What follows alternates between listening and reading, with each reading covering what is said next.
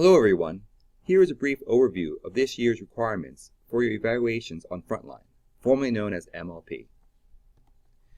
As you know, there are several components to your evaluations. They include 3 observations, a professional development plan, 2 student growth objectives, a summative evaluation form, and a composite score report. Part of your observations is a new separate Domain 4 form, which I will discuss shortly. Currently, for your observations, you will have 2 long observations and 1 short observation if you are a non-tenured Year 1 and Year 2 teacher. If you are a non-tenured teacher Years 3 and 4 or tenured teacher, you will have 1 long observation and 2 shorts. Also remember that after you have a formal observation, your post-observation reflection form is available on Frontline to complete, meaning that your supervisor will not be sending the form to you. Also, your supervisor won't be able to send the results of the observation until after they receive your reflections. So please remember to complete the questions as soon as you are able. Something new this year is a separate Domain 4 form which houses components 4B through 4F. Similar to the post-reflection questions, you will have access to this form throughout the school year. The idea is that as you participate in a school activity, attend training, etc., you'll be able to add that information to this form, and this information will migrate to the summative form. So good news, you only have to type your accomplishments 1 time as opposed to the previous years where you need to repeat yourself on the summative. For your PD form, like last year, the district goal has been pre-populated for you, and this year we will be working on improving communications between the school and the community.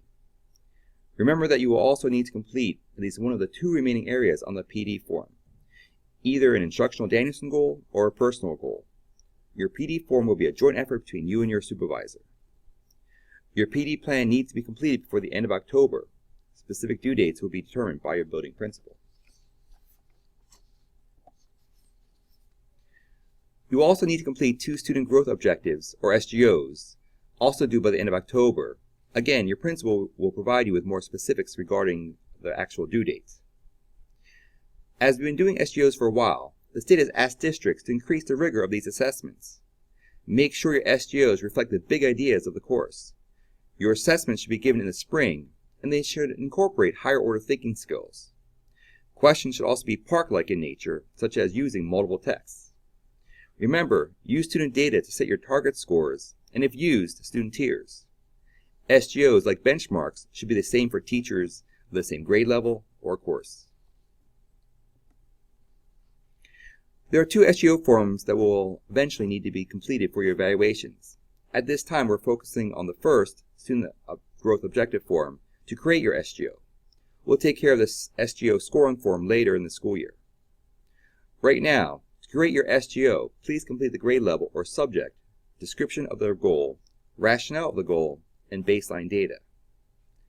In general, for your goal description, please describe what content or skills you will be assessing and how you will be assessing them. If you are using an SGO on a specific group of students, provide that information as well. In your rationale, explain why you chose that goal and include what standards you are assessing. For the baseline data, support how you determine the target score for that population of students. If you tier your students, then also include evidence of how students met the requirements for each tier.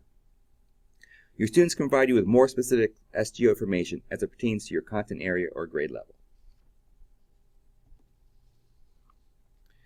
To help with determining your tiers and scoring in the spring, here's a template that will be shared with you. So how do you use this template? Write your name and the SGO number, either 1 and 2 at the top. Then list your students. Add data on your students that will help you determine the target score and appropriate tier. I call this information markers, which have been highlighted in yellow. Next, review each student's information and determine if they belong in a low, medium, or high tier. If a student is in a low tier group, assign a 1. Medium is a 2, and high a 3.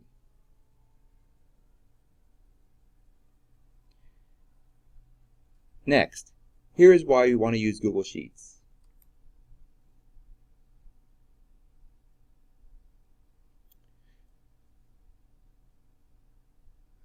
Also, directions for using this form are shown on the right. Click and hold cell G5 and highlight all of your students and the student names.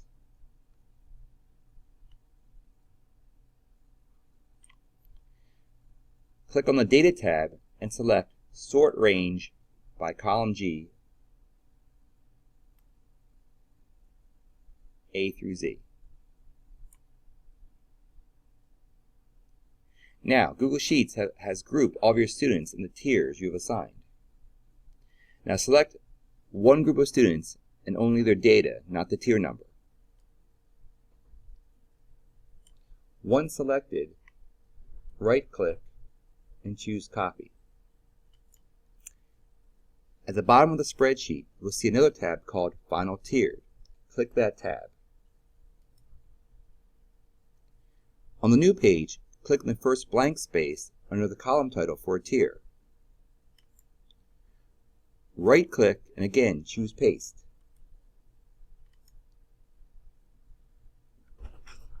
That tier has been populated by your selected students. You want to repeat this step for your medium tier and your high tier group. Once you have all this information, you will send the tiered groups and data to your supervisor by copying and pasting in the comments section of the SGO form on Frontline.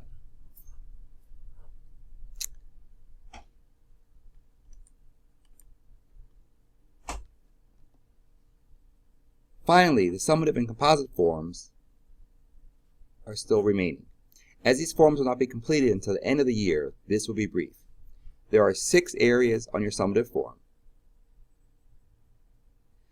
Remember that your Domain 4 form information will be sent to the summative under Part 1.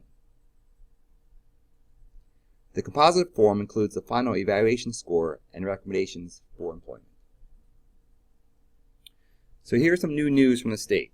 The weighting for your evaluation components has changed at the end of August. And as it stands right now, for non-SGP teachers, observations represent 85% of your overall score, and SGOs are 15%. For SGP teachers, observations are 55%, SGOs are 15%, and SGPs are 30%.